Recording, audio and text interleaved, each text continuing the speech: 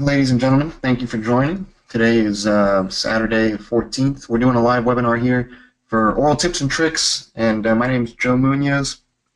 If you're not familiar with who I am, I'm the guy that's in the videos for the 737NG and the Classic, and then I do some of the Airbus videos specifically on the MCDU loading. Stay tuned for the Airbus side of the house because we got a lot of new videos coming out in the new year here in 2017, so just keep an eye out for that.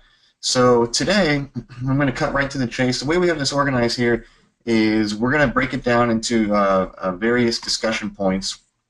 And the discussion points here are going to include what do all orals have in common? You're going to find that most orals, they kind of tend to follow a similar sequence. And then after that, we're going to go into what our examiner is looking for, how should you prepare, and some tips and tricks I can offer to you. As well as maybe some memory aids and how you can use those, and then we'll open it up at the end for a Q&A discussion.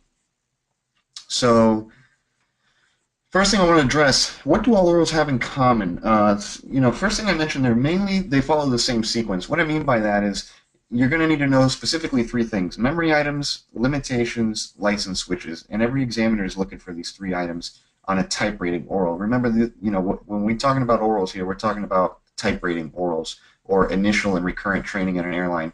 This isn't private pilot or commercial pilot oral. They're going to be looking for a couple other things there. It's a little bit different oral. But here on a 737 or an Airbus type rating or initial recurrent training, they're mainly looking for three things, which include the memory items, limitations, license switches. Now remember that the memory items and the limitations are going to be the first two items that the examiner is going to look for, and really they don't have much wiggle room on these two items. And what I mean by that is, with the license switches, let's say they ask you a question and you get it partially correct, or maybe it's not exactly the response that they were looking for. They're going to work with you on the license switches because they do realize that a type rating course typically is a 21-day course. It's 3 weeks. If you don't have any previous jet experience, it could be a lot of information to take in at once. And even if you do, it's a lot of information to take in at once. So the license switches part, they recognize that, and they're not going to, really hold as strict as they would to the memory item and limitation. So with that said, your focus should be memory items and limitations first when you're studying, and then later on you're going to move on to the license switches. You notice I have it laid out in 1, 2, 3. That's the sequence of study priority. So first thing, again, the memory item and limitation. I just want to reiterate that. Realize that when you do an oral exam, and you pass, and then you of course go on to your check ride in the simulator and you pass that, right away the examiner is essentially granting you authority to go out and fly the airplane. So if you got a call to do a ferry flight, the same day or right the next day after you get your license, you could legally go fly the airplane. So he or she needs to ensure that your memory items and limitations are 100% clear, just so that in case you do go out and fly the following day, if an engine catches fire or you have a severe damage or something like that, an APU fire, you at least know the memory items for those emergency items, and of course the limitations so that you're not going to operate the aircraft outside of the envelope that it was designed for.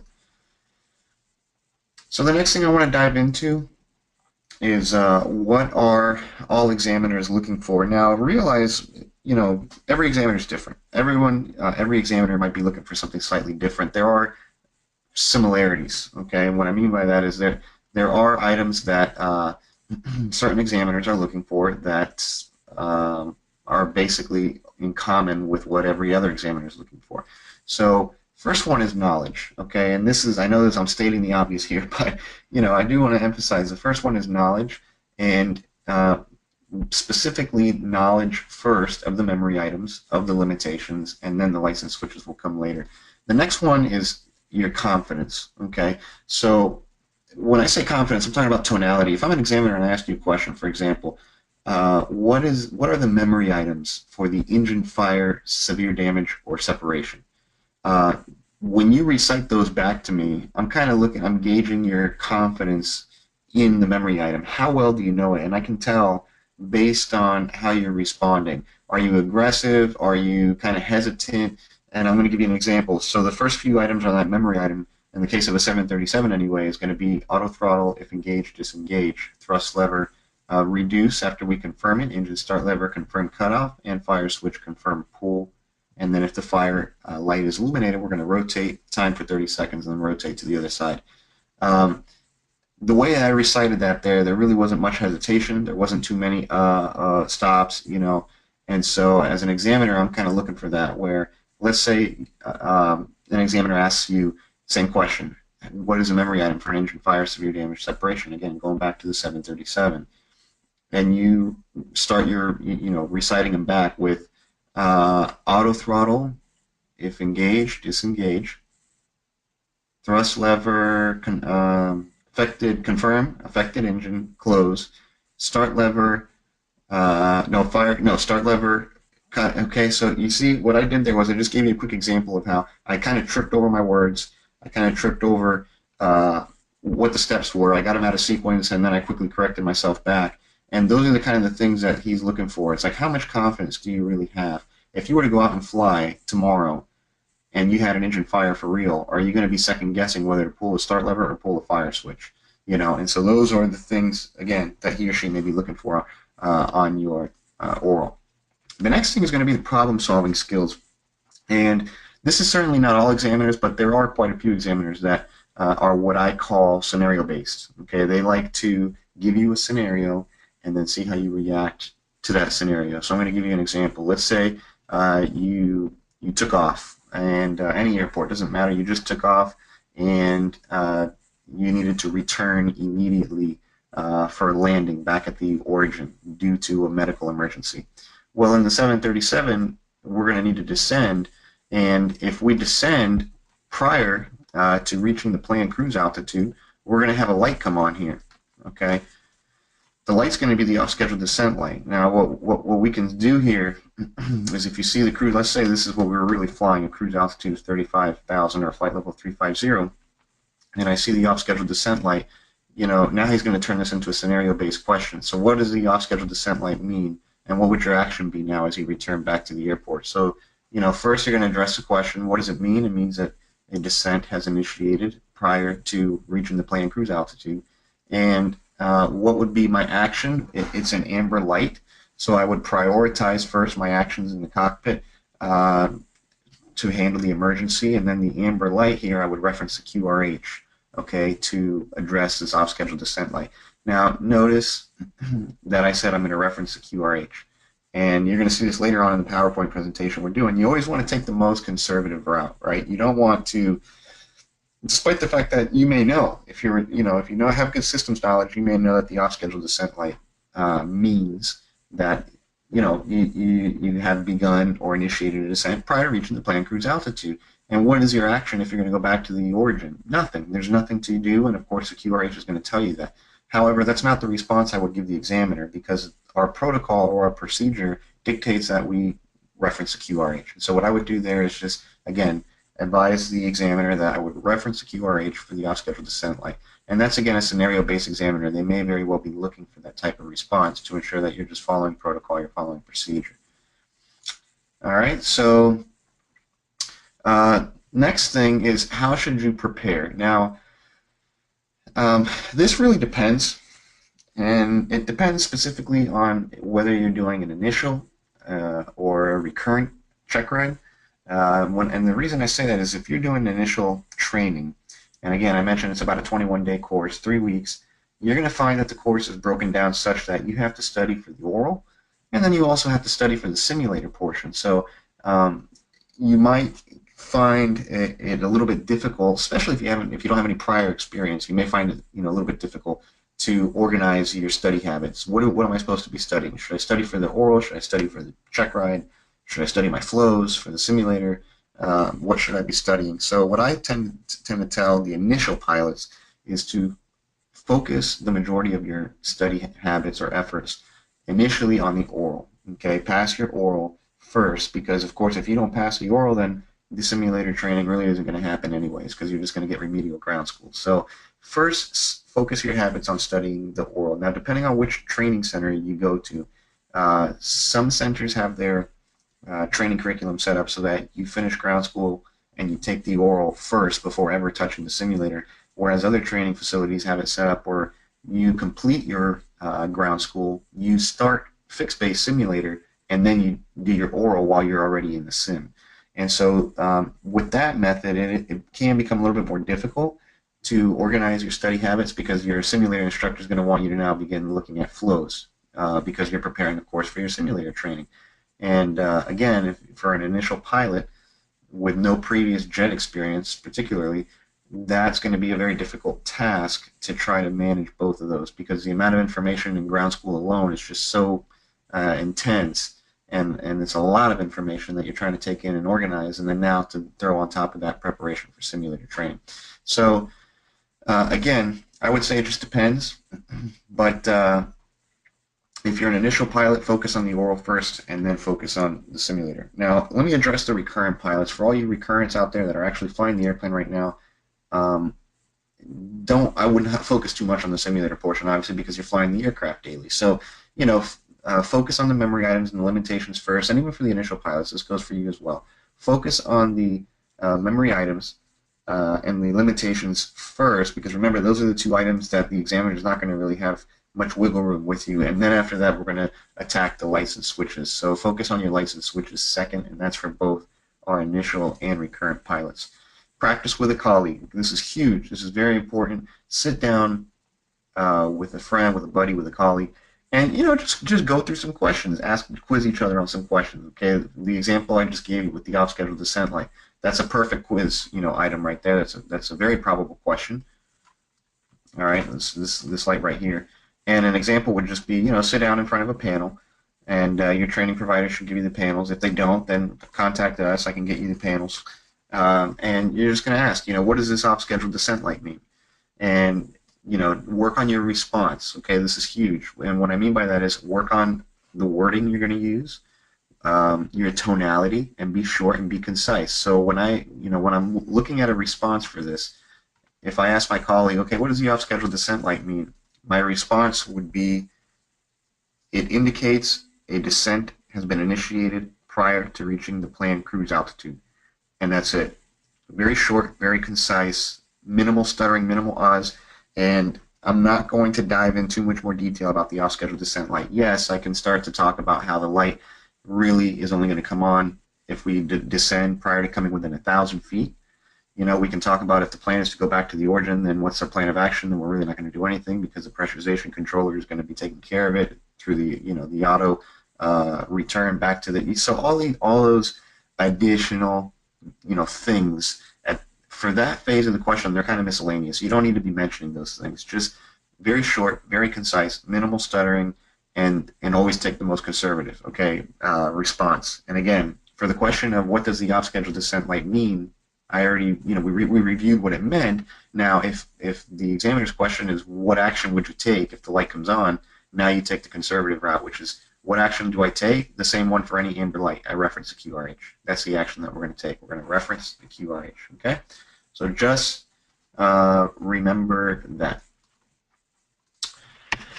All right, so one more bullet point, and we kind of just reviewed it, is focus on the short, concise responses. And again, don't make it a long story. Don't draw it out to be a novel. Just very straight to the point, short and concise. Okay. All right. I want to give you some tips now, and some of these we've addressed. Some of them I'm going to go through now. So the first one, answer with the most conservative response. You saw that. What I mean by that is, again, don't turn it into a story. Keep it short, keep it simple, minimal stuttering, and straight to the point. Allow the examiner to get the information out of you. Don't volunteer any information is what I'm trying to get to.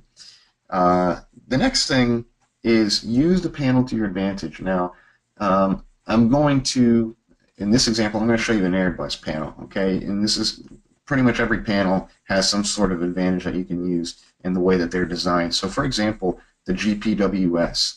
If the terrain over here, the fault light comes on, what would that indicate? Well, it would mean that we have a fault with the terrain feature of the GPWS, more so the enhanced GPWS.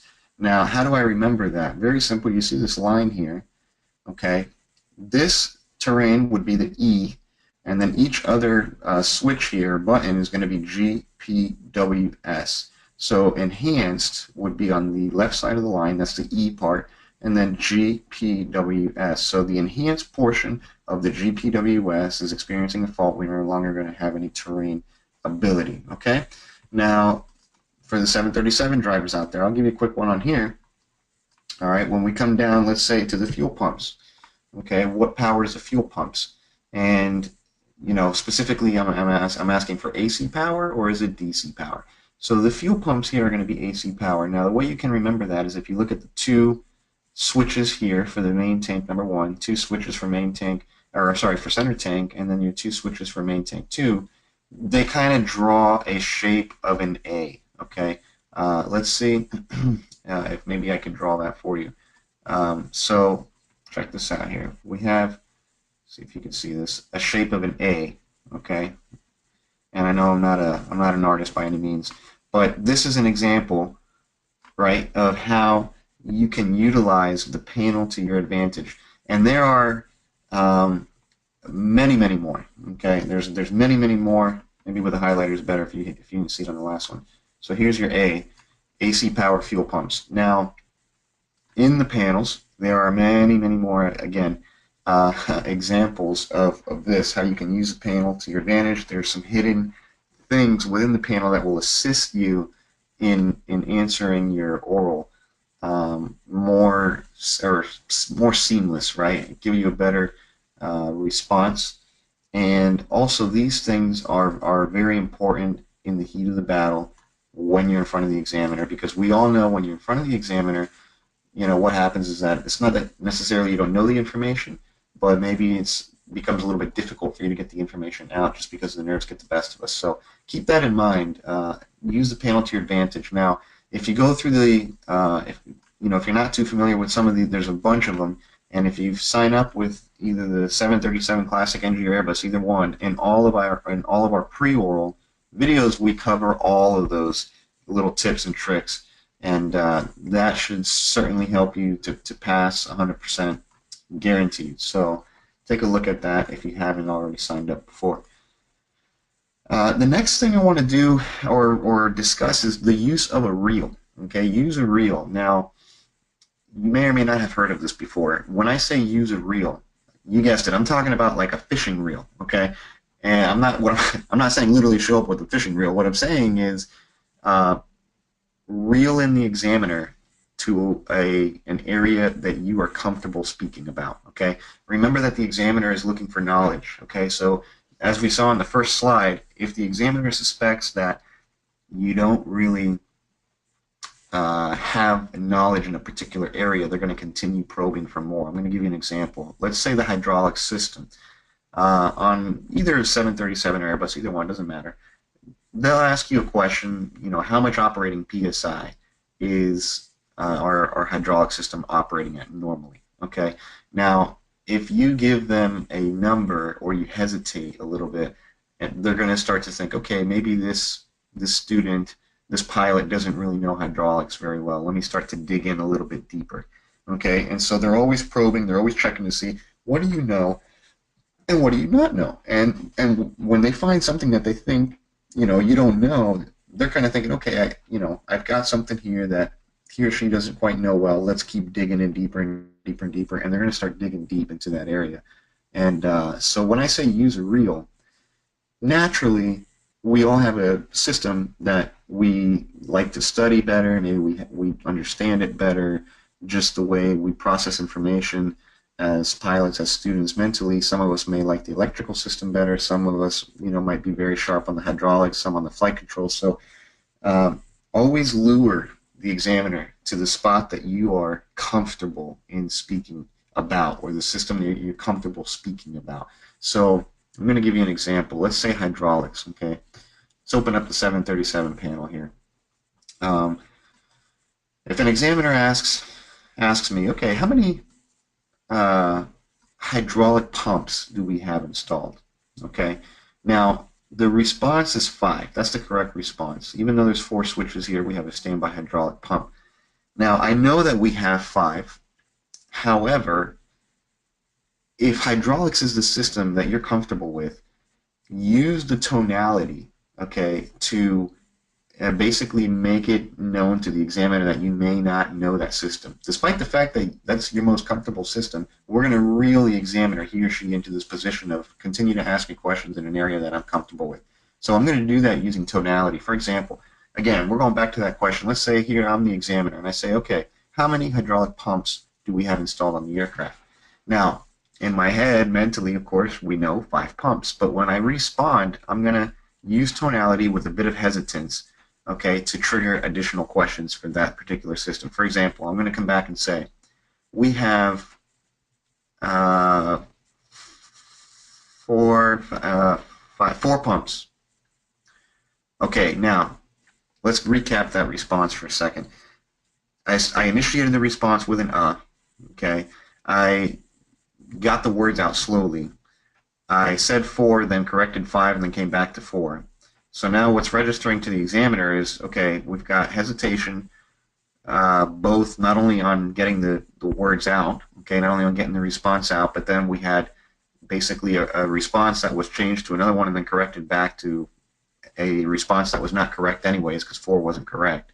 And so that right there, from an examiner standpoint, is kind of like, okay, maybe this student doesn't quite know. Maybe they don't know hydraulic systems very well. Let me ask them something else. Okay, so the next question will be how many hydraulic or how much hydraulic PSI, okay, does the system operate with?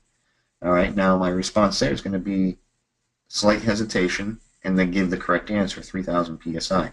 You don't want to, of course, you don't want to be giving incorrect answers. That's not the idea. The idea is to always give the correct answer, but the first couple questions in regard to the system that you are comfortable with, just give a little bit of hesitation giving the question or giving the response out. So the response that you give will be correct, but you're going to just preface it with a slight hesitation prior to giving the response. And that is what's going to trigger the examiner to think, okay, maybe because of the hesitation, he or she is not very comfortable with the system. Let me continue to dig deeper.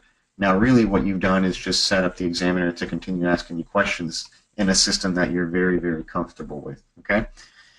Finally, keep a humble and learning attitude, okay? This is very important. Realize when you go into an oral, you're not going to know everything, okay? The examiner doesn't expect you to know everything, especially if you're an initial student, but even for the recurrent pilots, okay? You're not going to know everything, or you're not going to be able to recite or respond back in the manner that he or she is looking for exactly. And so when the examiner tries to take on a more of a learning environment or a learning attitude back and say, okay, that's not really the response that I was looking for, but let me show you, kind of what I was trying to get at, then stay humble and keep a learning attitude. Examiners love that. This is not, remember, being a pilot, having a license, having a rating is always a license to learn. You never stop learning, and that's true for all pilots. It's true for instructors. It's true for all of us in the aviation industry. So just keep that in mind. And of course, one of the questions I get often is, okay, what if an examiner asks you a question and you really just don't know? What if I don't know the response? What if you're not sure? There's two things with that. If you absolutely have no idea, 100%, then just be honest and admit it to the examiner. But then follow it up with a statement of where to find it. So that same question, how much hydraulic operating PSI is does the 737 hydraulic system operate with? If you didn't know the answer to that, just say I'm not quite sure, but I know I can find it in FCOM Volume 2, which is your systems book. So at least, okay, maybe you're not sure, but you know where to reference information from. So they will like that. Now, if you kind of have an idea, then give your response with confidence. Okay, I would not, for example, let's say, you think it's 3,000 psi, which happens to be correct, but let's say you weren't feeling 100% on that. You weren't sure if that's really the response that he or she was looking for. Just say it and say it with confidence, because this goes back to the tonality part. You want the examiner to feel comfortable in basically sending you off to fly the airplane. You have a level of confidence that you know the aircraft well enough, and you feel confident in your knowledge base that if he or she sends you off and signs you off to fly the aircraft tomorrow, they know that they're not flying somebody with a lot of hesitation that, if, God forbid something happened, then you would be essentially not comfortable in the aircraft. So if you have a half an idea of what it is, maybe you're not 100% sure, I would say go for it and answer it with full confidence and keep your tone, very, very certain. However, if you have absolutely no idea, then just admit, I'm not sure. However, we can look it up, and I know where to reference the material. All right, so now we're going to open it up for any questions that you may have. And before we get to the question part, one thing I wanted to do real quick, if you haven't signed up already, the oral prep, the pre-oral, the sim prep, all the videos, they cover a lot of stuff, and this webinar is set up from 11 a.m. to 12 p.m. It's just a 1-hour webinar, and the amount of information we covered here, imagine that times 10, in all the other videos. So I do highly recommend, if you haven't already done so, sign up and give it a shot. And of course, it's 100% pass or your money back. And we've had well over 700 pilots already using our pre-oral and oral prep videos with nothing but 100% pass rate. So we're very confident in it, and it's going to assist you in learning a lot more memory aids, many, many more in-depth review of systems, lights and switches, and then, of course, giving you those guides, those tips and tricks on the panel. There's a lot of those hidden secrets in there that you can use to your advantage, because remember, your oral is going to take place in front of a panel.